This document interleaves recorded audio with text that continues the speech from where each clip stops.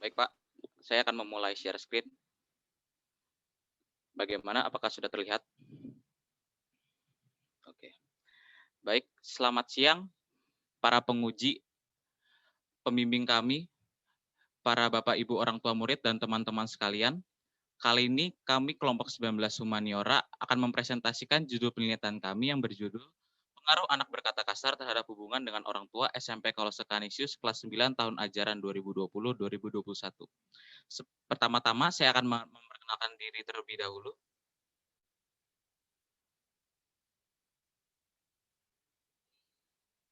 Saya Marcelus Danindra Hendratmoko dari kelas 94 nomor absen 20.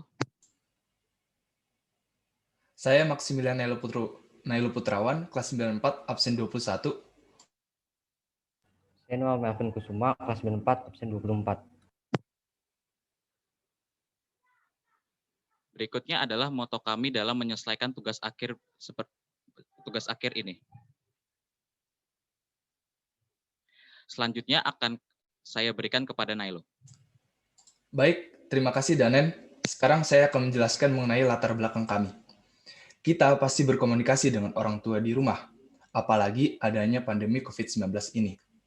Biasanya saat berkomunikasi dengan orang tua, kita pasti berbicara dengan halus dan sopan. Anak juga pasti pernah tidak sengaja berkata kasar di depan orang tua. Ini juga disebabkan mungkin karena lingkungan di sekitar, atau juga kebiasaan sering menggunakan kata kasar. Namun, banyak yang belum mengetahui.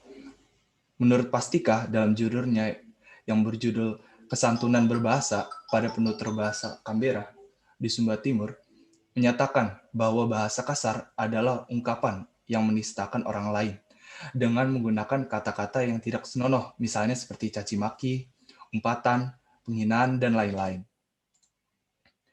Respon serta efek yang ditimbulkan juga berbeda-beda. Contohnya seperti salah satu dari kami. Saat berbicara kasar, kita akan dimarahi oleh orang tua dan menjadikan hubungan antara anak dan orang tua cenderung canggung dan segan untuk mengobrol kembali. Lalu, apa yang membuat kami tertarik?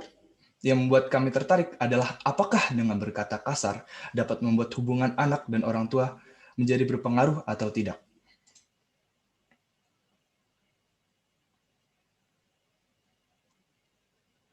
Lalu lanjut ke rumusan masalah. Kami memiliki 3 rumusan masalah. Yang pertama adalah apa yang menyebabkan anak-anak berkata kasar di dalam rumah. Apakah karena kesal, dimarahi orang tua, atau karena bermain game. Lalu yang kedua, dari manakah kebiasaan berkata kasar berasal? Apakah dari rumah, sekolah, atau lingkungan bermainnya? Lalu yang terakhir adalah bagaimana akibat yang timbul dari siswa berkata kasar di dalam rumah terhadap hubungan dengan orang tua. Apakah akan canggung atau biasa-biasa saja? Selanjutnya akan saya berikan kepada Melvin. Terima kasih Nailo. Selanjutnya saya akan menjelaskan tujuan. Kami memiliki 3 tujuan. Yang pertama adalah mengetahui apa yang mempengaruhi siswa SMP Kolose Canisius kelas 9 tahun ajaran 2020-2021 berkata kasar. Hal ini kami selaraskan dengan rumusan masalah kami yang menjadi masalah sehari-hari. Lalu yang kedua, mengetahui dari mana asal kebiasaan anak berkata kasar itu muncul. Nah, contohnya adalah salah satu teman saya yang memiliki kebiasaan berkata kasar karena mengikuti arus pergaulan. Lalu yang terakhir adalah mengetahui pengaruh anak berkata kasar terhadap hubungan dengan orang tuanya. Mungkin hubungan orang tua dan anak menjadi lebih renggang karena anak berkata kasar, atau malah bisa semakin akur karena orang tua dapat memahami dan memberi perhatian kepada anaknya. Selanjutnya. Lalu manfaat penelitian. Kami memiliki 2 manfaat, yaitu manfaat teoritis dan manfaat praktis. Manfaat teoritis adalah menjadi landasan untuk penelitian berikutnya, yang berarti penelitian ini dapat diteruskan dan dilanjutkan pada penelitian selanjutnya yang terkait dengan penelitian ini. Lalu manfaat praktis. Bagi peneliti, penelitian ini dibuat sebagai salah satu syarat kelulusan di SMP Kolose Canisius. Bagi siswa, penelitian ini dapat membuat siswa lebih mengerti tentang norma kesopanan yang ada. Lalu bagi orang tua dapat terus membimbing putranya untuk menggunakan bahasa yang sopan dan menegur anaknya bila ia berkata kasar. Lalu yang terakhir adalah bagi hubungan siswa dan orang tua. Penelitian ini dapat membuka mata kita semua apa efek kedepannya dari berkata kasar. Next. Pembatasan masalah. Yang pertama adalah subjek yang diteliti hanya dibatasi siswa dan orang tua murid SMP Kolose Kanisius Jakarta kelas 9 tahun ajaran 2020-2021. Lalu, subjek yang diteliti adalah siswa SMP Kanisius yang mengucapkan kata kasar di dalam rumah kelas 9 tahun ajaran 2020-2021. Subjek orang tua yang kami maksud adalah orang tua secara biologis, yang artinya orang tua kandung yang membesarkan dan melahirkan. Lalu yang terakhir, kata kasar yang dimaksudkan adalah kata-kata yang digunakan untuk memaki seseorang. Contoh kata kasar yang dimaksud adalah anjing, babi, dan sebagainya. Kajian pustaka. Kami memiliki 4 kajian pustaka, yaitu pengertian kata kasar. Kata kasar menurut Pastika adalah bentuk ungkapan yang menistakan orang lain dengan menggunakan kata-kata yang tidak senonoh, misalnya mencaci maki, mengumpat, menghina, dan lain-lain. Lalu pengertian hubungan. Hubungan menurut kami adalah kesinambungan interaksi antar dua orang atau lebih yang memudahkan proses pengenalan satu akan yang lain. Lalu pengertian orang tua. Menurut Tamrin Nasution, orang tua merupakan setiap orang yang bertanggung jawab dalam satu keluarga atau tugas rumah tangga yang biasa disebut ayah dan ibu. Lalu klasifikasi kata kasar. Klasifikasi kata kasar dapat dilihat di tabel di bawah. Next. Lalu selanjutnya akan dijelaskan oleh Danen. Baik, terima kasih Melvin. Kali ini saya akan menjelaskan kesantunan berbahasa. Kesantunan berbahasa merupakan hal yang memperlihatkan martabat seseorang dalam berbahasa baik secara lisan maupun tulisan. Menurut Brown and Vincent yang kami kutip dari jurnal Rina Budiwati pada tahun 2018, menyatakan bahwa kesantunan berbahasa dimaknai sebagai usaha penuturnya untuk menjaga harga diri atau wajah pembicara maupun pendengar. Lalu dampak dari berkata kasar. Yang pertama adalah kepercayaan diri menurun. Mengapa kepercayaan diri bisa menurun? Jika seseorang memiliki kebiasaan kata kasar dan memasuki sekelompok orang yang menolak akan kebiasaan tersebut, maka dia akan dijauhi dan kepercayaan dirinya menjadi menurun. Yang kedua adalah sulit menemukan diri sendiri. Mengapa bisa sulit menemukan diri sendiri? Karena jika alasannya berkata kasar untuk ikut-ikutan teman, maka dia tidak menjadi dirinya sendiri dan hanya menjadi orang lain. Dan yang ketiga adalah sulit mendapat kedamaian dalam hidup. Karena sudah seperti yang dijelaskan Melvin tadi, berkata kasar bisa digunakan untuk memaki seseorang. Jika seseorang itu tidak terima dimaki, maka dia akan menimbulkan sebuah konflik baru. Dan yang kedua adalah anak menjadi kurang menghormati orang tua. Kondisi ini jika sang anak berkata kasar di depan orang tua.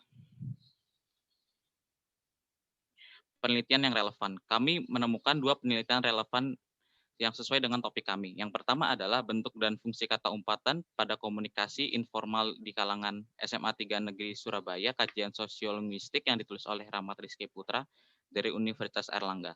Kesamaan dari penelitian relevan yang ditulis oleh Rahmat Rizky Putra adalah kesamaannya sama-sama meneliti tentang topik kata kasar. Namun perbedaannya hanya pada variabel terikatnya, yaitu hanya pada kalangan siswa saja.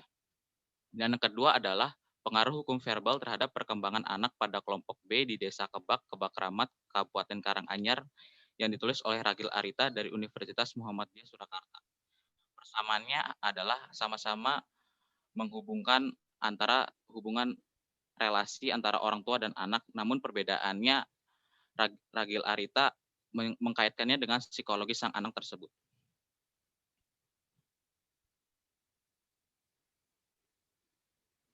Ini merupakan dugaan sementara dari kelompok kami, yaitu yang pertama adalah siswa memiliki kebiasaan berkata kasar didapat dari lingkungan sekitarnya, karena terlalu banyak mendengar lingkungannya yang berkata kasar sehingga terpengaruh untuk melakukan hal tersebut. Dan yang kedua adalah efek yang ditimbulkan siswa dari berkata kasar adalah renggangnya hubungan antara orang tua dan anak. Selanjutnya bab 3 akan dijelaskan oleh Nailo. Baik, terima kasih Danen. Sekarang saya akan menjelaskan mengenai Metode penelitian yang ada di bab 3. Jenis penelitian yang kami gunakan adalah penelitian kuantitatif. Penelitian kuantitatif ini berarti penelitian ilmiah yang bersifat sistematis. Waktu dan tempat penelitian adalah di rumah kami masing-masing. Ini disebabkan karena adanya pandemi COVID-19. Waktu penelitian kami adalah dari Oktober 2020 sampai Januari 2021. Instrumen penelitian yang kami gunakan adalah kuesioner dengan menggunakan Google Form yang disebarkan kepada siswa dan orang tua melalui media WhatsApp dan Google dan Gmail. Lalu variabel dan sampel penelitian. Variabel yang kami gunakan adalah siswa dan orang tua, di mana siswa adalah siswa SMP Kolose Kanisius dan orang tua dari siswa SMP Kolose Kanisius. Sampel yang kami gunakan adalah sebanyak 25% dari populasi. Lalu teknik pengumpulan data kami adalah kuesioner, seperti yang tadi saya jelaskan. Berikutnya adalah teknik analisa data. Teknik analisa kami bersifat statistik inferensial. Ini berarti fokus pada analisa data sampel untuk menyimpulkan populasi. Lalu dilanjutkan ke bab 4, hasil penelitian dan pembahasan. Yang para hadirin sekalian lihat adalah diagram presentase siswa yang berkata kasar di depan orang tua. Ini sangat disayangkan sekali, karena lebih dari 50%, tepatnya 54,8%, siswa pernah berkata kasar di depan orang tua, sedangkan sisanya yaitu 45,2% tidak pernah berkata kasar di depan orang tua.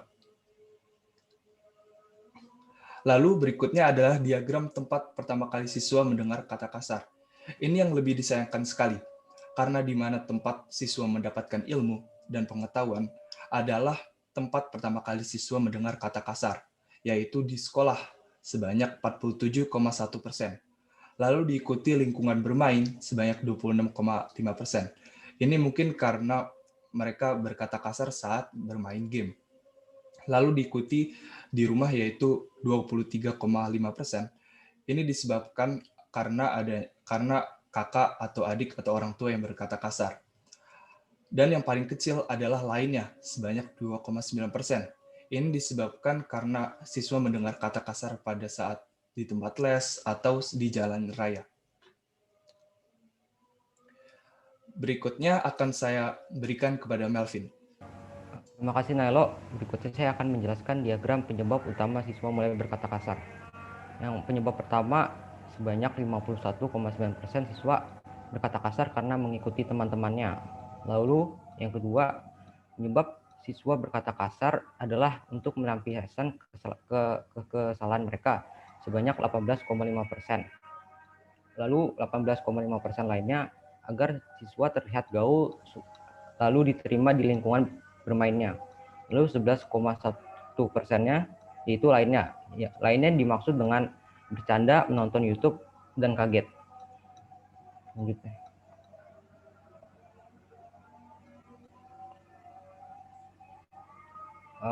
Lalu diagram kondisi saat siswa mengeluarkan kata kasar.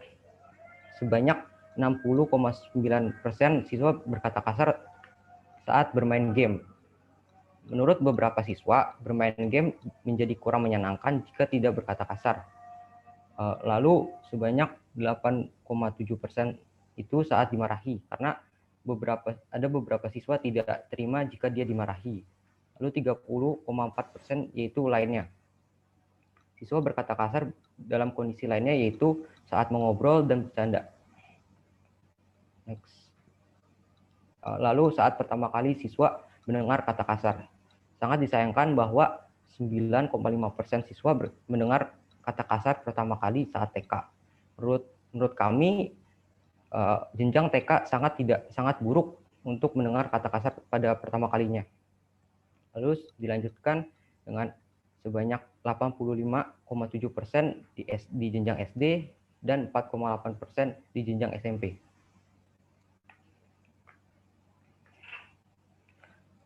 Lalu diagram kata kasar yang dilontarkan siswa. Sebanyak 28,1% siswa melontarkan kata anjing atau asu. Lalu dilanjutkan dengan kata tolol dan bego sebanyak 18,8%. Lalu kata bangsat 10,9%, kata babi 6,3%, dan kata kasar lainnya yang berarti kata kasar dalam bahasa asing. Next. Lalu respon orang tua saat anak berkata kasar. Lalu yang pertama adalah memberi pengertian sebanyak 38,1%. Lalu yang kedua adalah membiarkan saja. Sangat disayangkan bahwa masih ada 33,3% orang tua membiarkan anak berkata kasar. Lalu yang terakhir adalah langsung memarahi anak sebanyak 28,6%.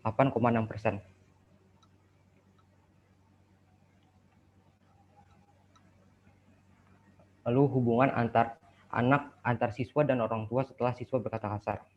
Sebanyak 81,8% siswa merasa biasa saja. Lalu diikuti dengan tidak mengobrol sebanyak 9,1%. Hal ini dikarenakan siswa takut dimarahi oleh orang tua. 4,5% agak canggung dikarenakan siswa malu. Lalu diikuti dengan 4,5% lainnya lebih akur. Next. Selanjutnya akan dijelaskan oleh Danen. Baik, terima kasih Melvin. Seperti yang bisa dilihat para hadirin sekalian, di layar monitor Anda sudah terlihat diagram persentase orang tua yang mendengarkan anaknya berkata kasar. Sebanyak 76,2% orang tua menyatakan bahwa anaknya pernah berkata kasar dalam rumah. Dan 23,8% lainnya menyatakan tidak pernah mendengar anaknya berkata kasar di rumah.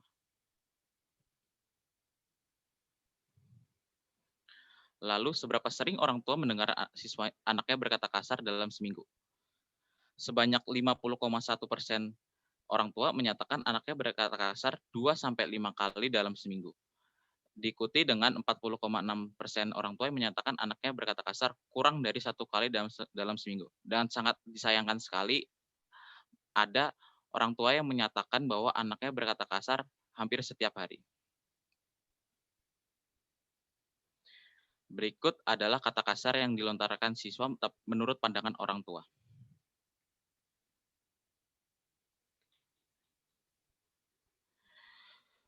Berikut merupakan kondisi siswa saat berkata kasar depan orang tua. Mayoritas orang tua menyatakan bahwa anaknya berkata kasar saat bermain game. Dan 28,1% lainnya orang tua menyatakan bahwa anaknya berkata kasar saat dimarahi, saat mengobrol, saat nonton YouTube, dan lainnya.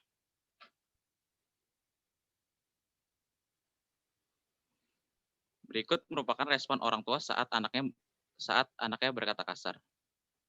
Mayoritas orang tua pasti akan menegur anaknya dengan jumlah angka 38,7%. Lalu diikuti dengan 29% orang tua akan langsung memarahi. Diikuti lagi 16,1% orang tua akan mengingatkan. 12,9% orang tua akan menasihati, dan sangat disayangkan sekali, walaupun hanya sebagian kecil, masih ada saja orang tua yang membiarkan anaknya berkata kasar. Berikutnya akan dijelaskan oleh Nailo. Baik, terima kasih Danen. Oke, para hadirin sekalian, yang ada di layar adalah diagram tindakan yang dilakukan oleh orang tua. Sebanyak 90,6% orang tua memberikan pengertian kepada anaknya. Seperti saat anaknya berkata kasar, orang tua akan memberitahunya bahwa kata kasar itu tidak patut untuk diucapkan. Ada juga sebagian kecil orang tua memaafkan di hari itu, yaitu sebanyak 9,4%. Ini mungkin saat anaknya berkata kasar, orang tua hanya membiarkannya dan memaafkannya saja. Lalu berikutnya adalah diagram hubungan antara orang tua dan anak setelah berkata kasar. Sebanyak 90% beranggapan bahwa orang tua akan merasa biasa saja. Tepatnya sebanyak 90,6%. Lalu diikuti oleh sebagian kecil, yaitu lebih baik sebanyak 3,1%, lalu tidak mengobrol sebanyak 3,1%, dan terakhir mencari perhatian sebanyak 3,1%.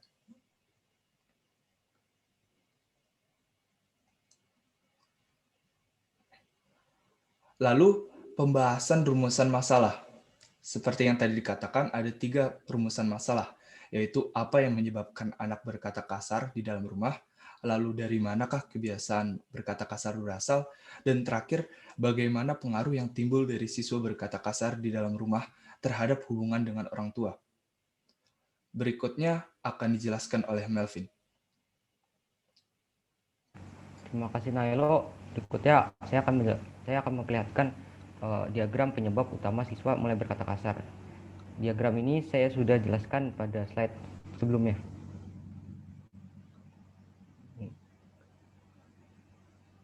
Lalu frekuensi siswa dalam berkata kasar dalam seminggu. Sebanyak 52,7% siswa berkata kasar kurang dari sekali dalam seminggu.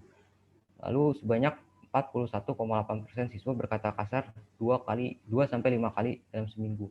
Dan sangat disayangkan bahwa masih ada siswa yang berkata kasar setiap hari dalam seminggu, yaitu 5,5%. Selanjutnya akan dijelaskan oleh Danen. Baik, terima kasih Melvin.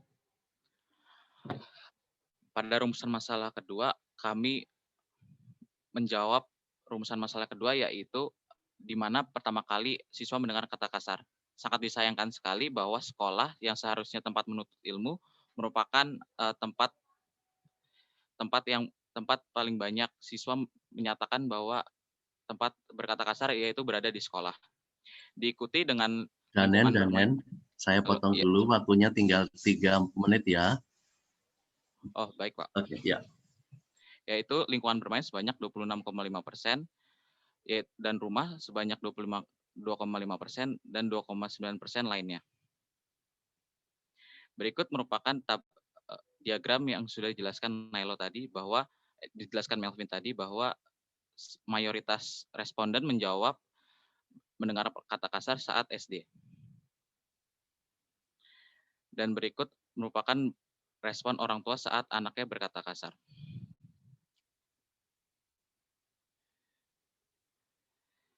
Dan ini merupakan inti dari topik kami, yaitu pengaruhnya terhadap hubungan dengan orang tua. Yaitu bisa dilihat mayoritas orang tua dan siswa menjawab bahwa hubungannya seperti biasa saja. Namun dengan demikian kami tidak setuju karena jika kebiasaan berkata kasar tidak dapat dihentikan, maka dapat membuat sang anak menjadi kurang menghormati orang tua.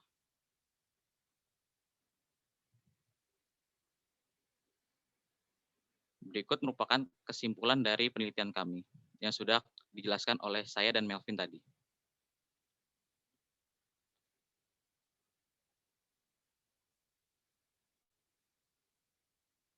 Dan ini merupakan saran bagi kelompok kami, bagi siswa, orang tua, dan penelitian berikutnya.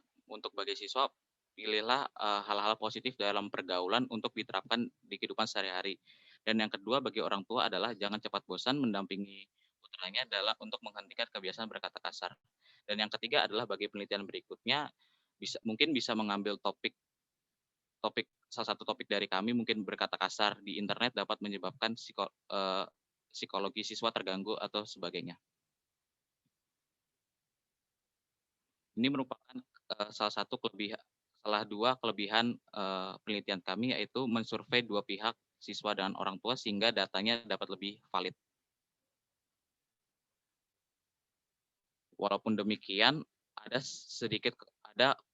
kekurangan dari kelebihan kami tersebut, yaitu membutuhkan waktu yang tidak singkat untuk mengumpulkan data dari responden. Berikut merupakan daftar pustaka dari kelompok kami. Ini bagian jurnal, dan ini bagian website yang kami cari di internet. Baik, ternyata sudah selesai dan oke. Terima kasih Danen dan teman-teman, ada Nailo dan juga ada Melvin yang sudah mempresentasikan penelitiannya bagaimana hubungan anak berkata kasar ya, pengaruh anak berkata kasar terhadap hubungannya dengan orang tua. Nah, ini adalah tadi sudah dijelaskan mengapa mereka juga tertarik untuk meneliti ini. Sebelum saya memberikan waktu kepada Bu Rika dan Pak Dita, saya ingin tahu dulu untuk yang bertiga ini. Sekarang perasaan kamu bagaimana? Dari Nailo boleh, Danen atau Melvin, perasaan kamu bagaimana setelah selesai presentasi? Lega, Pak, lega. Sudah lega. Danen perasaannya bagaimana? Sudah lumayan lega Pak, walaupun waktunya hampir mepet. Oke, Melvin? Saya lebih lega Pak dari sebelumnya. Lebih lega dari sebelumnya ya. Bu Rika bisa dilihat kalau sebelumnya tuh nampak agak tegang, sekarang bisa tersenyum. Nah sekarang pertanyaan yang kedua. Kamu sendiri pernah berkata nggak, kasar nggak si Nailo? Sering, Pak. Sering? Sering banget. Oke, sering banget itu kalau bisa digambarkan seminggu berapa kali? Setiap hari, Pak. Setiap hari, oh my God. Setiap hari Bu Rika dan teman-teman, kalau Danen? Saya mungkin kalau secara secara lisan jarang Pak, tapi kalau ngechat sama teman-teman kadang suka Pak, jadi sering dimarahin gitu Pak. Ngechat sama teman-teman ya. Iya, Tapi Pak. ketika kalau sama orang tua? Orang tua nggak pernah Pak. Nggak pernah. Oke, kalau Melvin? Saya kadang-kadang Pak, 2 sampai 5 Kadang-kadangnya kali dalam seminggu. Oke, itu seperti itu. Bagaimana respon dari yang telah didengar selama ini, ataupun kamu berkata kasar itu dari mana? Kok bisa berkata-kata kasar? Atau sekedar emosi atau seperti apa? Kalau untuk saya hanya untuk bercanda sih Pak. Kalau untuk ngobrol sama teman, saya nggak pernah bawa kata kasar untuk mengejek atau apa yang lain-lain gitu. Oh, ini berkata kasarnya sama teman, bukan sama orang tua ya, Nailo? Iya, kalau dengan orang tua saya nggak pernah berkata kasar. Oke, bagus, terima kasih. Danen sendiri? Sama Pak, paling sama teman Pak. Sama teman ya, oke. Melvin? Saya sama teman juga Pak. Sama teman. Ya, baik Bapak Ibu, mungkin slide-nya bisa dimatikan, di-stop dulu, Danen. Para orang tua dan Bapak Ibu guru juga penguji dan juga ada dari Teresia juga teman-teman Kanisian. Ini tadi kita sangat miris ya, ternyata anak-anak ini ataupun kata kasar yang diteliti oleh teman-teman ini 47% itu justru didapat dari lingkungan sekolah. Ya, sangat miris sekali ya, justru sekolah yang seharusnya ini, tapi ternyata meskipun sekolahnya dari SD ya, itu adalah seperti itu. Kemudian juga kita ikut prihatin bahwa 33% lebih itu respon dari orang tua itu membiarkan ini, tidak tahu apakah itu membiarkannya juga emang sengaja setelah berkata kasar diperingatkan dan sebagainya, dan kemudian setiap hari ada 6,3% anak-anak itu yang hampir juga istilahnya mengeluarkan kata-kata kasar ya, dan ini sangat miris sekali kalau kita dengar dari penelitian ini, dan mudah-mudahan ini juga tidak berimbas atau paling tidak berpengaruh untuk teman-teman semua dan tidak bisa mengendalikan untuk kata-kata kasar ini. Baik, untuk kesempatan berikutnya, terima kasih sekali lagi untuk kelompok Humaniora 19, dan saya akan memberikan kesempatan untuk Bu Rika dan Pak Dita, mungkin masing-masing 2 pertanyaan, ataupun mungkin apresiasi atau apapun, silakan kami berikan kesempatan dulu. Mungkin dari Bu Rika, kemudian nanti Pak Dita, begitu ya? Oke, baik. Terima kasih Pak Hasti. Selamat sore teman-teman semua, Bapak Ibu orang tua dan juga Ibu dari Santa Teresia. Terima kasih telah menghadiri ujian research paper tahun ini. Begitu. Sebelumnya teman-teman Humaniora kelompok 19, begitu Nailo, Danen, dan Melvin, Ibu mengucapkan provisiat. Kalian sudah sampai pada tahap ini, sudah bisa menyelesaikan bab 1, 2, 3, seminar, dan berhasil untuk penelitian, begitu ya. Dan hari ini akan ujian, begitu ya teman-teman, sudah mempresentasikan. Mungkin nanti ada beberapa hal yang perlu jadi masukan dari Ibu. Nanti silahkan didiskusikan kembali dengan pembimbingnya, begitu ya.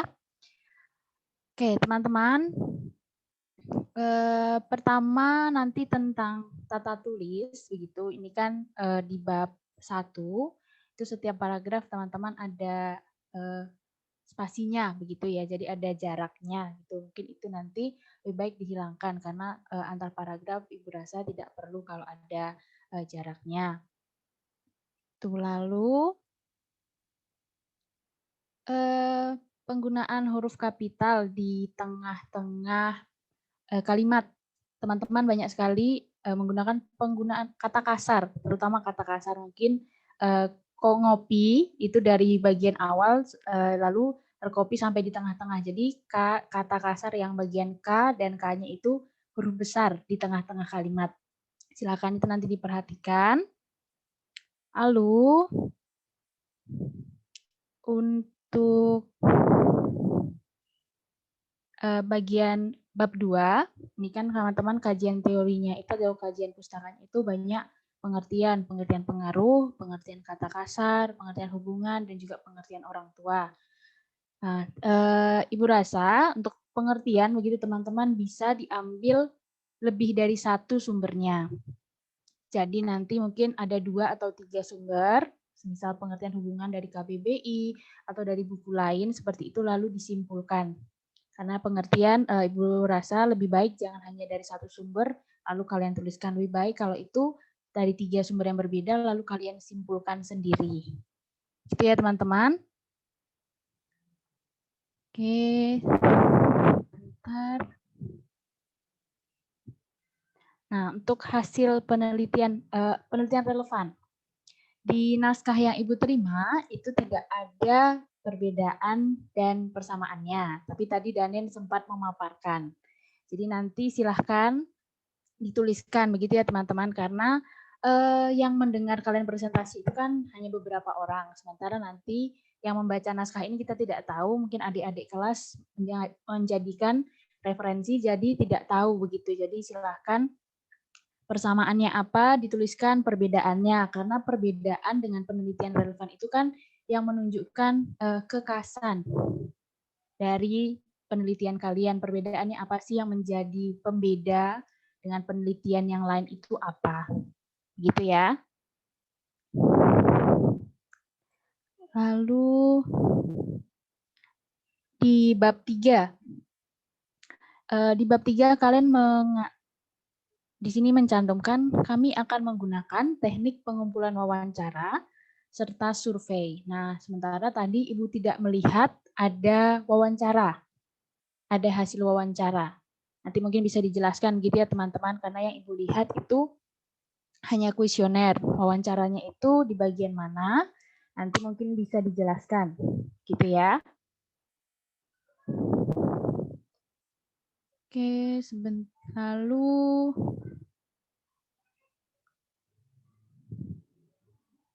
yang terakhir untuk orang tua. Di sini kan teman-teman itu hanya menulis populasinya 25% dari teman-teman Kanisian. Nah, itu nanti lebih baik dituliskan dulu populasinya itu berapa, lalu sampelnya 25%. Nah, biar kita tahu 25% dari berapa, itu totalnya berapa. Karena kita tidak tahu 25% dari berapa, jadinya sampelnya berapa. Gitu ya teman-teman.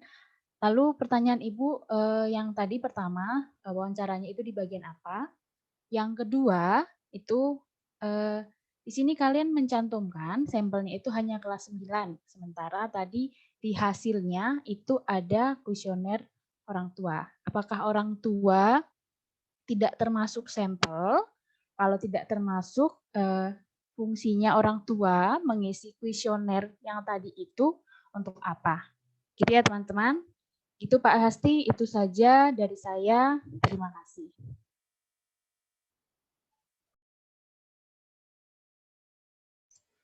Terima kasih Bu Rika. Teman-teman sambil mencatat ya.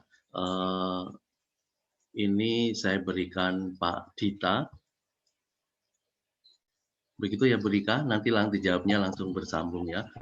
Pak Dita. Oh, Oke, langsung ya Pak Asti. Ya. Nggak lupa nanti itu anaknya. Ya, oke, baik. Terima kasih Pak Asti. Suara saya cukup terdengar nggak Pak Asti? Sudah terdengar Pak Dita. Ya, oke, baik.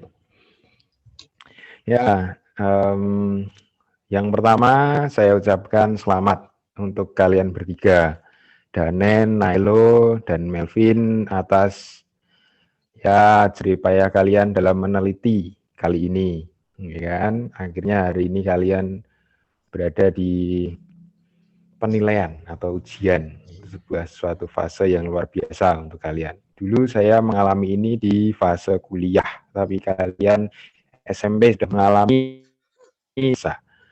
Sekali lagi saya beri apresiasi untuk kalian bertiga. Lalu kita langsung ke pertanyaan saja, ya.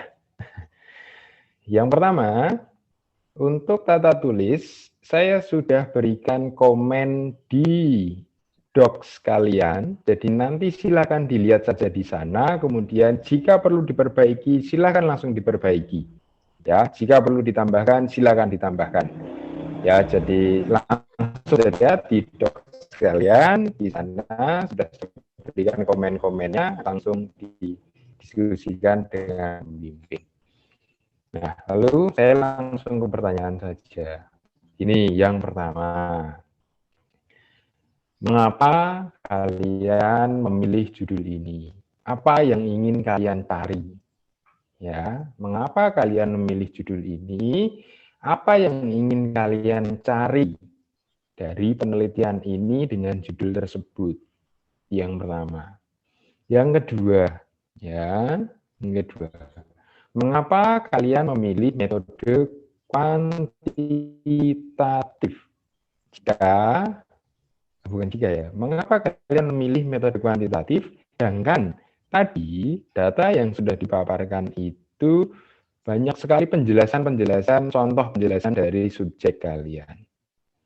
Apakah di kuantitatif itu juga diberikan alasan atau menggunakan wawancara atau bagaimana?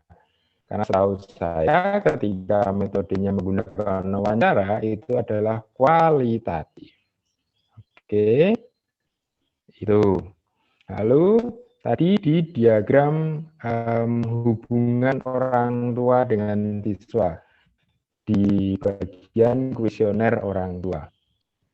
Di sana ada yang paling besar adalah hubungan yang biasa-biasa saja. Lalu ada bagian-bagian yang menunjukkan hubungan yang lain.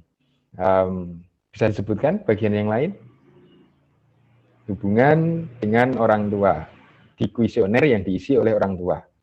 Nah, ya, itu tolong saya dijelaskan.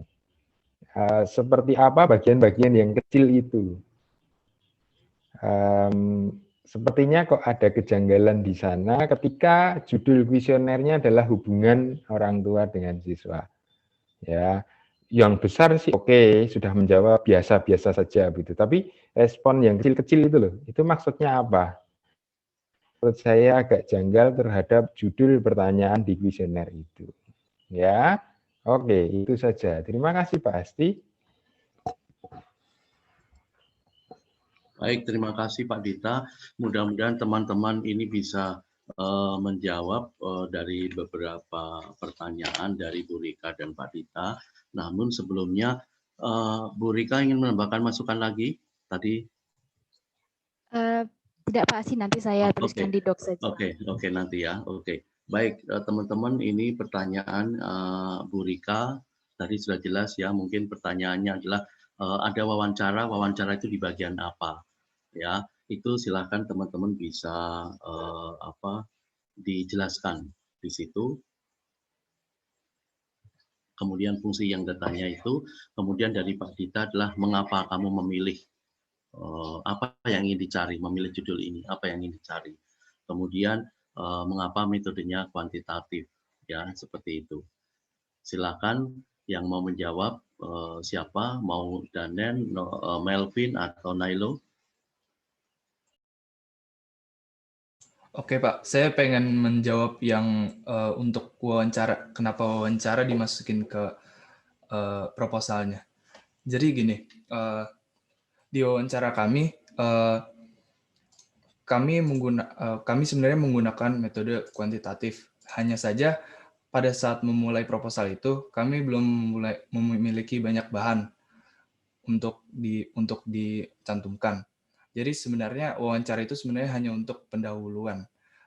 Sehingga yang resminya itu sebenarnya menggunakan Google Form lewat kuesioner.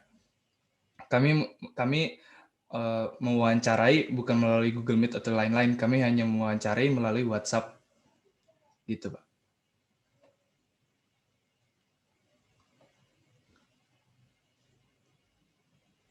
Ada anggota kelompok lain yang mau menambahkan?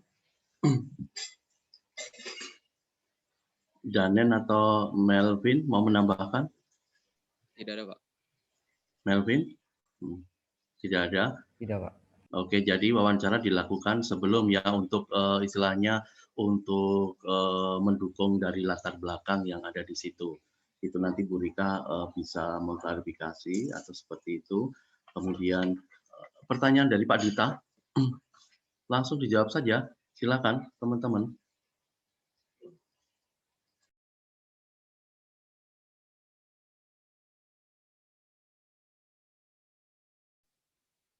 Pak, saya akan menjawab.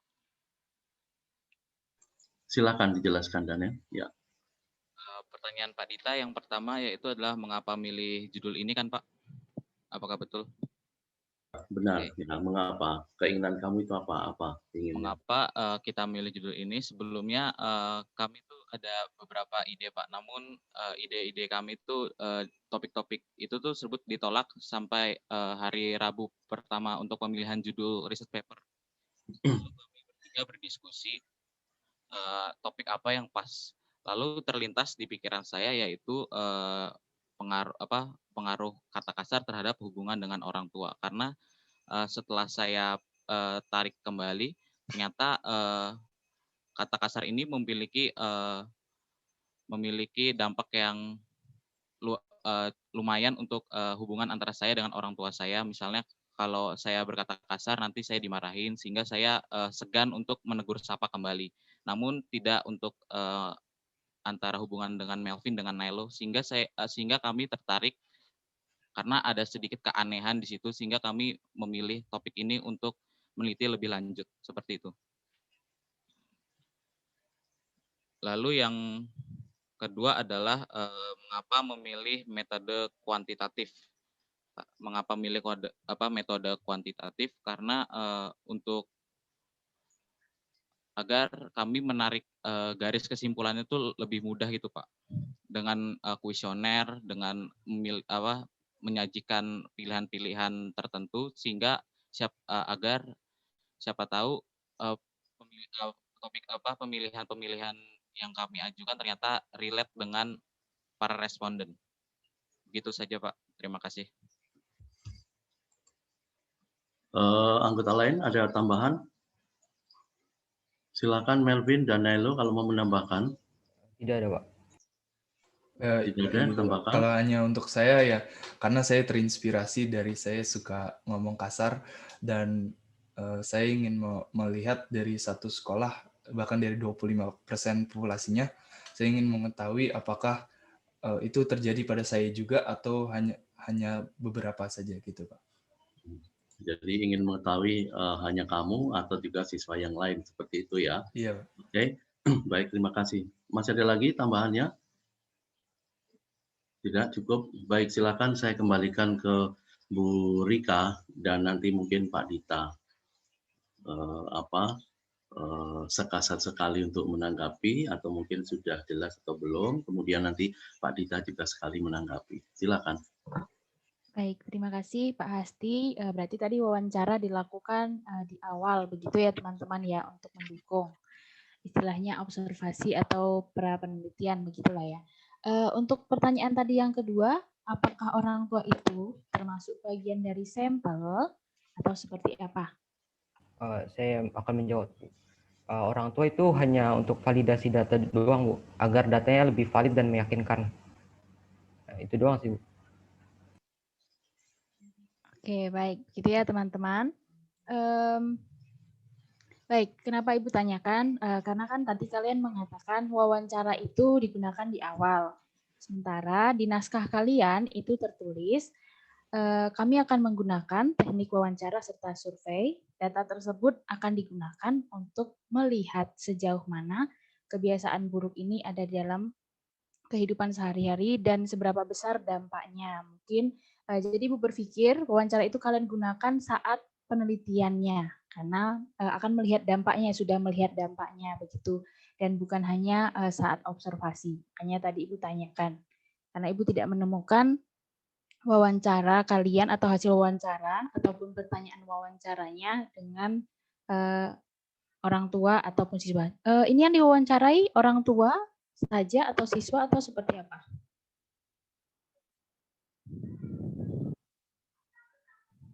Orang tua dan siswa, Bu. Orang tua dan siswa. Oke, baik. Terima kasih teman-teman. Itu saja dari saya, Pak Hasti. Pak Dita, silahkan. Pak Dita, monggo. Ya, Pak Hasti. Oke. Terima kasih teman-teman atas jawabannya. Tapi saya itu masih dulu karena judul ini sangat menggelitik saya gitu karena ya jujur saja kalau di sekolah itu saya tiap hari mendengarkan kamu dan teman-teman itu berkata-kata yang memang tidak pas gitu kan. Entah itu konteks bercanda, entah itu konteks kalian sedang marah, entah itu konteksnya apapun itu, saya itu setiap hari ya mendengar celetukan kata-kata itu.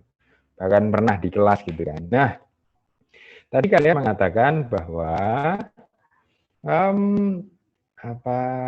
apa Nailo nih ya? Apakah tadi gini ngomongnya? Apakah pengalaman yang saya lakukan ketika saya berkata-kata kasar itu sama dengan orang lain gitu kan?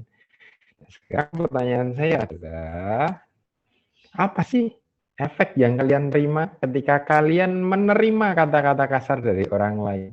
Gitu. Nah, di situ sebenarnya jawaban itu nanti untuk belakang sebenarnya sekali. Ya, pasti yang kalian rasakan latar belakang perlu sesuatu yang menguatkan ketika kalian memilih judul itu kan. Selain pengalaman kalian yang berkata, tapi pengalaman apa sih Pak Dita, maaf suaranya. yang kalian rasakan ketika Pak Dita. Pak Dita. Bentar. Ya, Pak. Apakah sekarang sudah beres? Waduh. Halo, Pak Asti? Sekarang nge-freeze Pak Dita kalau di tempat saya. Bu Rika? Oke. Pak Dita mungkin bisa kameranya ya. Oke. Apakah suara saya sudah jelas sekarang? Sudah jelas sekarang Pak Dita. Jelas. Oke, baik, saya ulangi ya. Jadi gini, pertanyaan saya berikutnya adalah apa sih yang kalian rasakan ketika kalian menerima kata-kata kasar dari orang lain? Itu karena jawaban itu akan memperkuat sebenarnya ya. Jawaban itu akan memperkuat di latar belakang sebagai mengapa kalian memilih judul ini untuk penelitian. Jadi selain kalian sebagai pelaku, apa sih keresahan kalian selama ini? Apa sih kegelisahan kalian sehingga kalian memilih itu selain kalian sebagai pelaku gitu loh. Jadi nantinya juga akan komplit hasilnya gitu. Nah itu perlu dijawab. Kemudian penelitian ini, judul ini kalau saya pilih gitu ya sebenarnya akan lebih cocok ketika kualitatif sebenarnya. Karena ketika kualitatif kita ambil sampel begitu akan lebih tergali. Akan lebih banyak info yang akan keluar ketika wawancara. Ya, oke, tapi nggak apa-apa kalau sudah diputuskan kuantitatif dan data sudah ada, itu juga tidak masalah. Hanya ke depan saja ketika berhubungan dengan orang seperti ini, apalagi terkait dengan kata-kata verbal dan lain sebagainya, akan lebih efektif gitu ya ketika menggunakan kualitatif. Bisa saja kalau kuantitatif seperti hal semacam ini kan menjawabnya juga tidak serius dan lain sebagainya kan bisa saja begitu. Oke, itu. Dan satu lagi yang belum terjawab pasti diagram hubungan orang tua tadi loh. Itu saya belum dijelaskan di bagian yang persenan kecil-kecil itu. Oh, yang Gitu. 1% atau berapa itu ya Pak Dita? Ya, Itu. yang jawabannya lain-lain itu. Ya, Baik. itu tuh maksudnya apa gitu loh. Oke. Ya. Gimana gitu. Terima kasih Pak. Ya, sama-sama Ya, Pak Dita. sementara mematikan kamera dulu ya Pak. Oke, Karena Pak Dita. Ya. stabil. Ya, terima kasih. Saya juga ingin menyambung dulu sebelum saya lanjutkan pertanyaan. Ibu dari Teresia, apakah suaranya sudah terdengar? Sudah mulai dari sesi tanya jawab tadi, Pak. Oke, baik, terima kasih. Terima kasih. Ya, terima kasih. Ya, baik, silakan dikonfirmasi atau dijawab pertanyaan yang belum dijawab tadi dari Bu Rika dan juga dari Pak Dita tadi menegaskan apa sih efek ketika kamu mendengarkan kamu sendiri terkena dari kata kasar itu, apa yang kamu rasakan dan sebagainya. Kemudian juga dari pertanyaan Bu Rika tadi yang belum dijawab, ya. Silakan, mau dari siapa? Marcel, Danen? Saya, Pak. Silakan, Danen. Mungkin untuk yang menanggapi Pak Dita yang tadi yang pengalaman saat menerima berkata kasar. Sebenarnya kalau misalnya yang berkata kasar itu saya udah kenal, sudah teman akrab, sebenarnya saya tidak merasanya itu biasa-biasa saja, Pak. Namun kalau dikatain orang asing yang baru saya ketemu saat hari itu juga, saya akan sedikit tersinggung dan sedikit marah. Mungkin tidak mengeluarkan emosi dan lain-lain, mungkin hanya sedikit tersinggung saja, Pak. Dan untuk yang menjelaskan hubungan dari orang tua itu yang diagram, itu hubungannya Kak mayoritas menjawab seperti biasa saja, dan yang kecil-kecil lainnya itu ada yang menjawab ada yang lebih akur setelah orang tuanya memarahi dan lain-lain. Ada juga yang canggung tidak mengobrol selama beberapa jam, dan ada juga yang menjawab anaknya itu akan mencari perhatian lebih dengan cara-cara lainnya. Begitu saja Pak. Terima kasih. Oke, jadi yang 1% tadi bagaimana salah satunya anaknya itu istilahnya caper sedikit gitu ya. Setelah dia Iya, ini Pak. kemudian agak caper-caper gitu ya. Agak ini. Kemudian kalau dari Melvin, bagaimana dengan kamu? Apa efek ketika kamu sendiri mendengarkan atau kamu dikatai kata kasar itu seperti apa? Kalau saya teman kayak misalnya teman saya yang berkata kasar tuh saya masih terima Pak, kayak cuma bercanda doang. Cuman kalau orang yang belum kenal itu saya merasa tersinggung Pak. Soalnya kan maksudnya kita tidak terlalu dekat, tapi dia udah berkata kasar kepada saya. Jadi saya kurang terima ya Pak. Yang belum dikenal itu maksudnya tetap teman sekolah tapi nggak akrab atau bagaimana? Teman sekolah yang belum akrab sama luar sekolah biasanya. Sama luar sekolah. Oke. Nailo? Ya Halo? Pak, ya baik. Oke.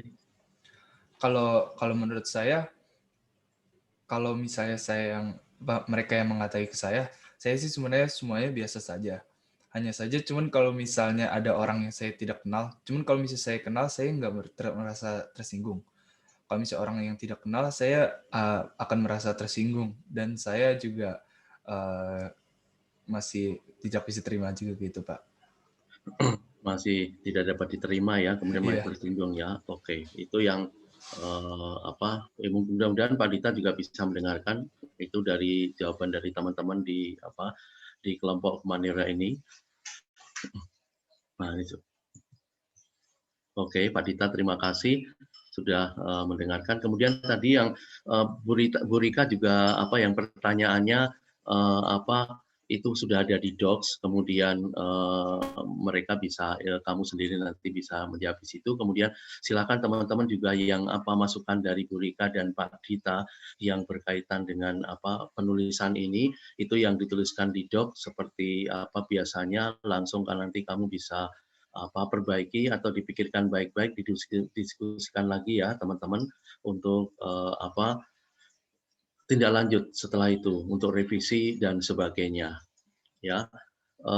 Bu Rika dan Pak Dita saya cukupkan sebentar, nanti mungkin Bu bisa, kemudian saya sekarang mau memberikan apresiasi atau mungkin kesempatan untuk untuk ini ada anak-anak CC dan juga ada, saya mungkin untuk Ibu dulu, Ibu dari Teresia. Ibu dari Teresia, monggo Ibu kalau mau memberikan masukan atau apresiasi untuk teman-teman Kanisian ini, kami persilahkan. Ibu, maaf namanya siapa Ibu? Ya, saya Ibu Rati dari Sekolah SMP Santa Teresia. Silakan Ibu. Terima kasih untuk waktunya Pak Anton. Dan saya apresiasi sekali untuk anak-anak sekaligus untuk kerjasama yang sudah terjalin antara orang tua yang ada di CC dan anak-anak juga adik-adik kelasnya juga. Kalian luar biasa. Jadi saya juga terkaget-kaget karena dengan kendala dan kondisi yang seperti ini juga research paper ini masih tetap berjalan. Itu saja mungkin Pak Anton. Terima kasih. Baik, terima kasih untuk apresiasinya Ibu Rati yang sudah juga ikut hadir di ruang virtual ini. Sebelum saya meminta orang tua masing-masing dari Danen, Melvin dan juga dari Nailo, saya akan memberikan 2 pertanyaan dan waktu untuk Kanisian atau mungkin kalau ada tamu dari sekolah lain kecuali Ibu. Silakan bisa raise hand, ada di situ. Teman-teman kalau yang mau tanya dari Kanisian, saya persilahkan. Raise hand, silakan. Kemudian nanti saya akan membacakan pertanyaannya. Teman-teman Kanisian yang hadir di sini, silakan.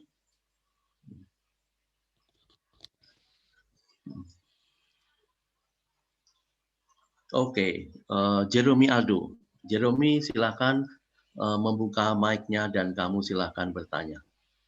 Ya Pak, terima kasih. Jadi saya ada satu pertanyaan buat kelompok ini yang sempat bikin saya rada bingung ya sebenarnya. Jadi satu pertanyaan berdasarkan PPT kelompok dari Nailo ini, di situ disebutkan bahwa sampel penelitian hanya digunakan sebesar 25%. Mengapa tidak seluruh jumlah dari populasi yang digunakan sebagai sampel dari penelitian tersebut? Demikian pertanyaan saya, Pak. Terima kasih. Oke, terima kasih Aldo. Silakan dijawab Danen, Nailo, atau Melvin. Mengapa tidak semua kelas 9 saja? Oke, silakan dijawab. Saya Pak. Silakan Danen. Namanya juga sampel dari penelitian, jadi kita hanya mengambil sedikit sedikit besar atau sedikit kecil dari jumlah populasi untuk menyimpulkan seluruh populasi tersebut. Mengapa hanya 25%? Karena menurut kelompok kami itu dirasa sudah cukup untuk mewakili seluruh populasi. Oke. Maunya juga. Oke, terima kasih. Nailo mau menambahkan atau Melvin? Saya pengen menambahkan hanya sedikit, Pak. Silakan. Jadi kami mengambil sampel 25% dari populasi tersebut itu berdasarkan teknik analisa data yang tadi kami sebutkan, yaitu bersifat statistik inferensial. Yang berarti ini kita fokus pada analisa data supaya bisa menyimpulkan populasi. Jadi mengambil sedikit populasi lalu yang bisa menyimpulkan dari total populasi gitu, Pak. Oke, baik, terima kasih. Nanti saya akan menambahkan di belakang saja. Melvin, ada tambahan lagi? Tidak ada, Pak. Tidak ada. Oke, terima kasih. Satu lagi, Kanisian, kalau mau bertanya, saya berikan kesempatan. Silakan raise hand.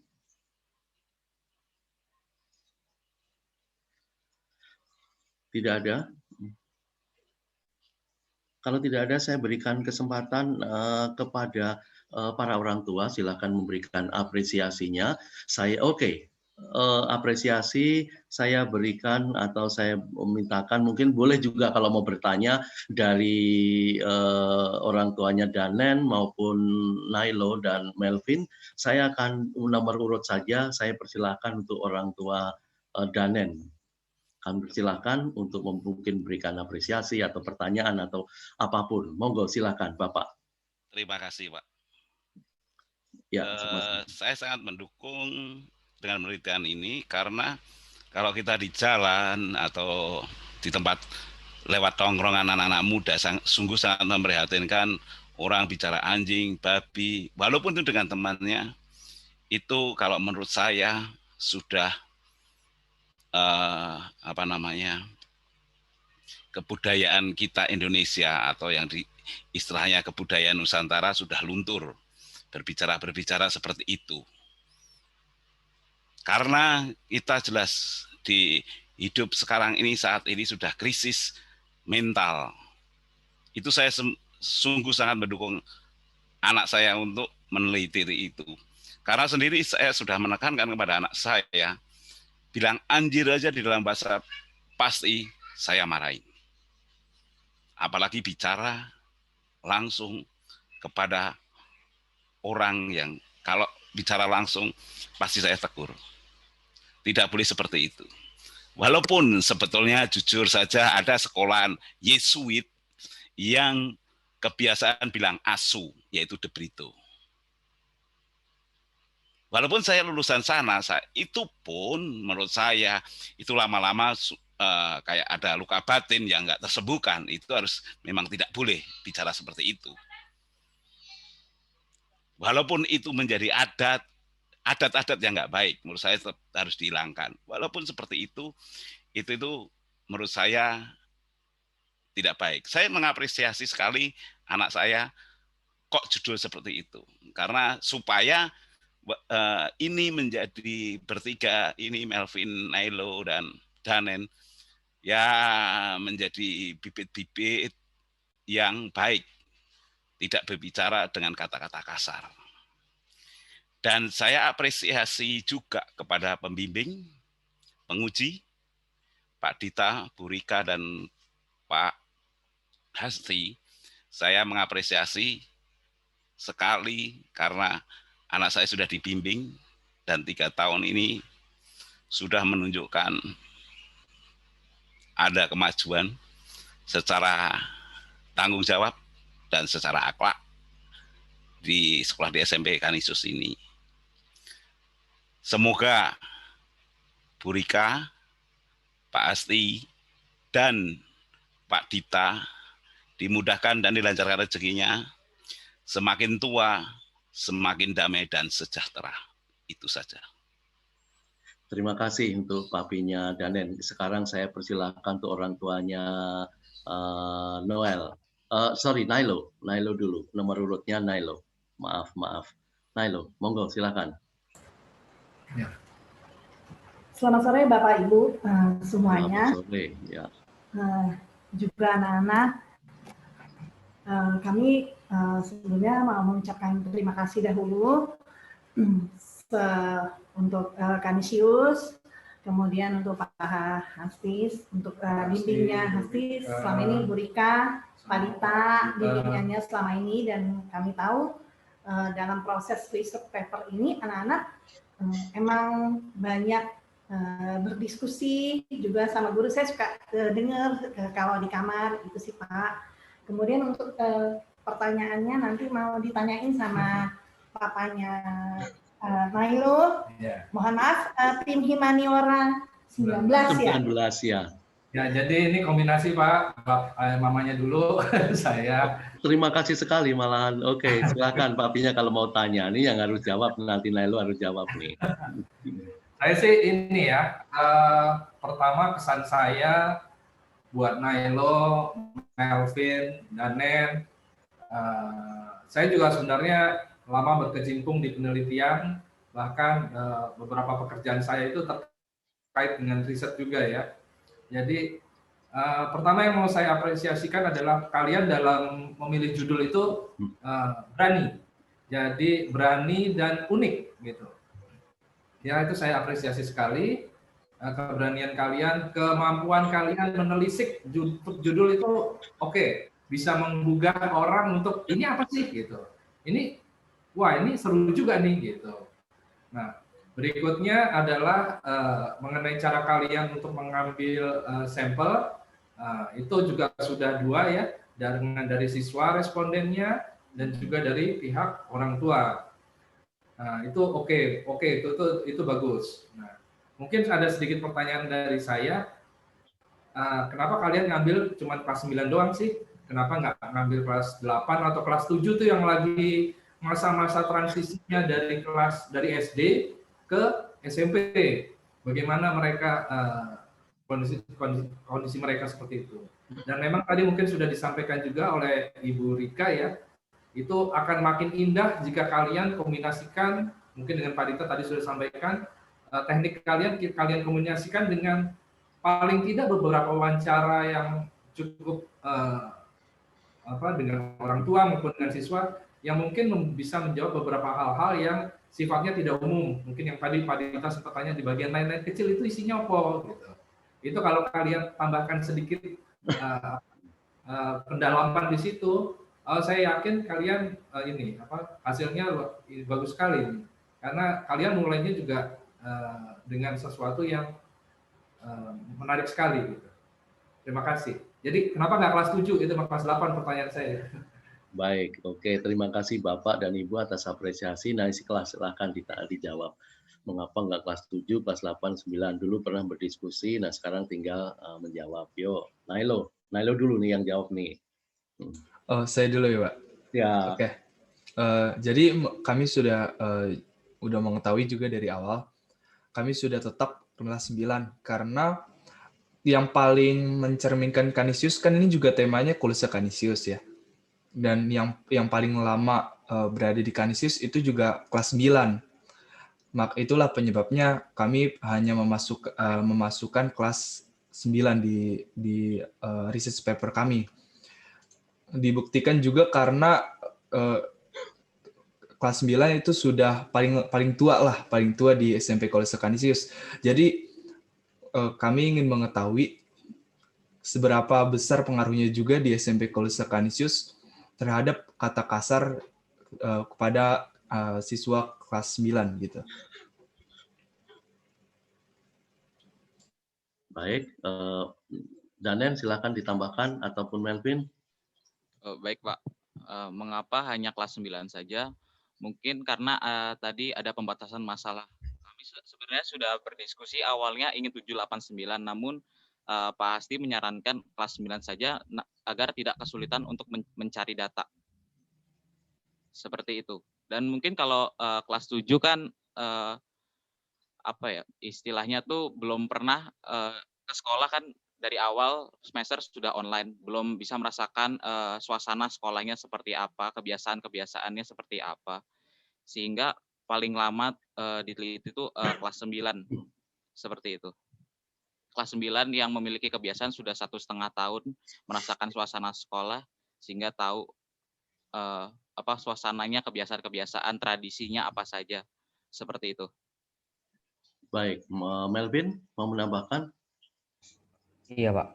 Kalau jika kelas 7-8 kan itu kurang mencerminkan siswa Canisius.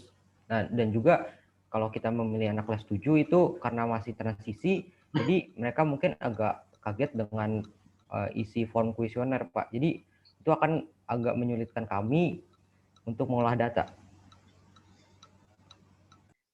Baik, terima kasih. Jadi Bapak itu memang seperti itu ketika di awalnya memang maunya kelas 7, 8, 9. Saya kemudian mengejar dengan pertanyaan, sudah pernah ketemu dengan kelas 7 belum? Belum sama sekali. Sudah tahu infonya belum? Belum sama sekali. Bagaimana dengan orang tua? Waduh, saya juga bingung Pak. Nah, oke, pikirkan lebih lanjut. Kemudian kelas 8 juga separuh harga waktu itu. Nah, separuh karena dia juga seperti ini ya, dan yang memang sudah 1,5 tahun atau paling tidak sudah mengenal ini kelas 9, oke baik, kamu silakan kelas 9. Kamu orang tuanya juga bisa nggak kalau kelas 9? Kalau kelas 9 saya masih bisa Pak, nembus orang tua. Kalau kelas 8 dan kelas 7 ini yang saya juga akan kesulitan. Nah oke, silakan. Jadi itu termasuk yang kita sarankan di situ.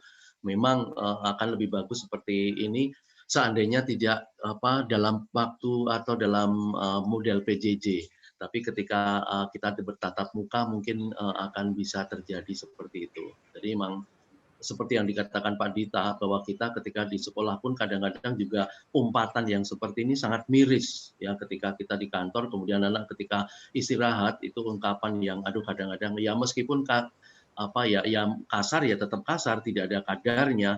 Kamu mengatakan A, B, C itu kadar kasarnya juga seperti itu. Nah ini juga istilahnya sama. Oke, mudah-mudahan sudah menjawab. Saya sekarang mempersilahkan untuk mamanya atau orang tua dari Melvin. Silakan Bapak Ibu. Terima kasih Pak Hasti. Selamat sore semuanya. Ya, selamat sore.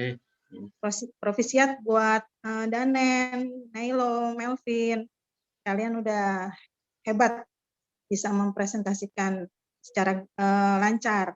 Terima kasih buat Pak Hasti, buat bimbingannya yang nggak bosan-bosannya membimbing anak-anak kami. Terus masukannya buat Pak Dita dan Bu Rika, terima kasih. Semoga ini menjadi perbaikan buat anak-anak kami.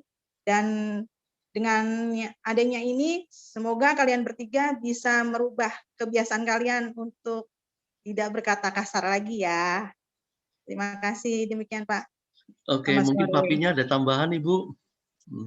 Papanya. Ya, saya impresi banget bertiga dan bisa banyak belajar. Mungkin di faktor orang tua juga ada. Ya, mungkin di situ kami juga banyak belajar juga buat lebih mengerti anak-anak antara bercanda. Terkadang kita sebagai orang tua terkadang emosi. Yang terpenting adalah sama-sama belajar dan tidak berkata kasar pada sesama atau sesama orang tua. Ya, terima kasih, itu aja sih Pak.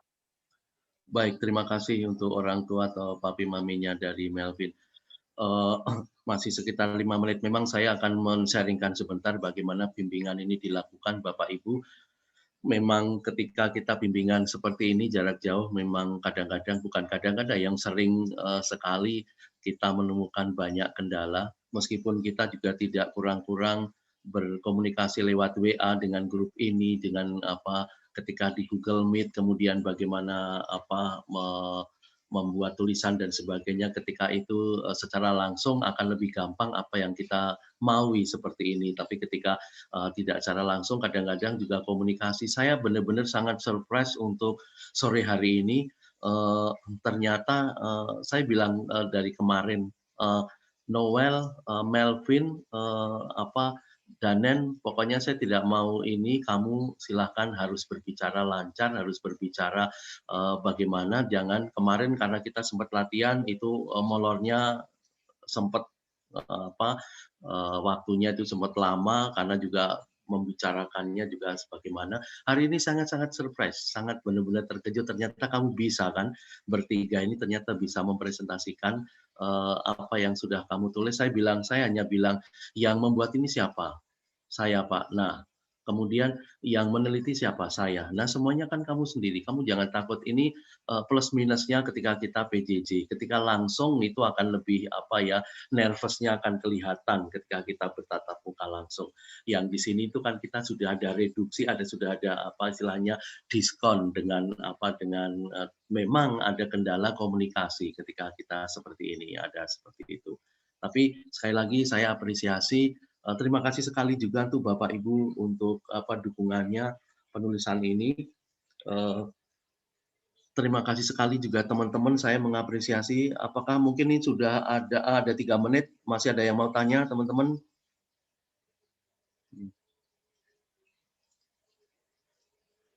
Tidak ada yang mau bertanya lagi. Oke. Sekali lagi saya mengucapkan terima kasih untuk kehadiran Bapak Ibu, para orang tua dari Maximilian, kemudian Danen dan juga Melvin, juga untuk Bu Rati yang dari Teresia, terima kasih untuk kebersamaannya. Besok kita masih ada Bu, sampai dengan 5 hari ke depan, sampai dengan hari Senin. Silakan bergabung di kelas manapun. Mungkin juga kalau ada siswanya yang ingin bergabung, silakan saja. Kemudian untuk teman-teman di sini, untuk yang tadi berpresentasi, Danen, Nailo, dan Melvin, pekerjaan kamu belum selesai. Silakan apa yang dituliskan Pak Dita dan Bu Rika di docs, itu yang seperti biasa kita komunikasi, langsung silahkan kamu tanggapi, maksudnya silahkan kamu perbaiki, kamu diskusikan lagi, nanti kita berbicara lagi juga, ambil waktu, kemudian akan direvisi, mana-mana yang perlu ditambahkan atau dikurangi, seperti yang dibilang Bu Rika dan Pak Dita tadi. Ya, jangan berlama-lama, prosesnya mungkin hanya 1 minggu ya, karena setelah itu kamu harus mempersiapkan diri juga untuk persiapan, masih ada ujian-ujian praktek dan ujian yang lain ya. Ini satu demi satu kamu sudah diuntungkan, kamu hari pertama dan sekarang kamu sudah istilahnya bisa tersenyum, tapi pekerjaan belum selesai. silakan kamu tetap berkomunikasi dengan saya, memperbaiki untuk makalah atau penelitian kamu ini untuk selanjutnya, ya, dan harus direvisi. Kemudian nanti hari Senin berikutnya sudah harus selesai, ya, gitu ya. Oh, baik Pak. Ya, terima kasih. Saya sekali lagi mengucapkan terima kasih. Ini sudah hampir 4:30, kurang 1 menit. Saya sudahi untuk pertemuan sore hari ini. Pak Dita dan Bu Rika, terima kasih sekali lagi atas masukannya dan tadi pertanyaannya, dan sekali lagi untuk Bu Rati dari Teresia, orang tua para kanisian yang hadir di sini, sekali lagi terima kasih. Untuk kelas 7 dan kelas 8, silakan mempersiapkan diri juga karena tahun-tahun mendatang kamu juga akan membuat. Kelas 9 yang akan presentasi besok dan selanjutnya juga dipersiapkan baik-baik. Sebelum kita akhiri, kita akan tutup dengan doa. Mungkin Melvin, saya minta kamu tutup dengan doa. Teman-teman, orang tua dan penguji dan pembimbing, marilah kita berdoa. Dalam nama Bapa dan Putra dan Kudus. Amin. Tuhan, terima kasih karena Engkau telah melancarkan kegiatan ujian research paper kami, dan selanjutnya kami akan melanjutkan aktivitas kami masing-masing. Berkati agar aktivitas kami masing-masing dapat berjalan dengan lancar. Terima kasih Tuhan. Amin.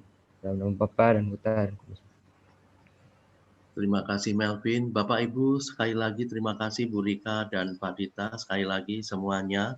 Terima kasih, dan kita akan bertemu kembali besok untuk teman-teman kanisian, ya. Tetap jaga kesehatan, tetap bergembira juga karena meningkatkan imun. Sekali lagi terima kasih, sampai ketemu dan boleh meninggalkan ruangan virtual. Terima kasih Pak. Terima Ya, kasih. sama-sama. Selamat sore. Selamat sore. Terima kasih Pak. Ya.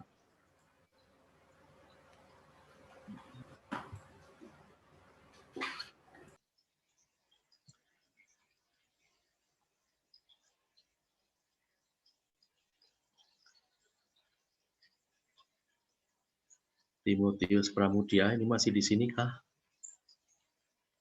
Bu Rika masih di mute. Ya, Pak.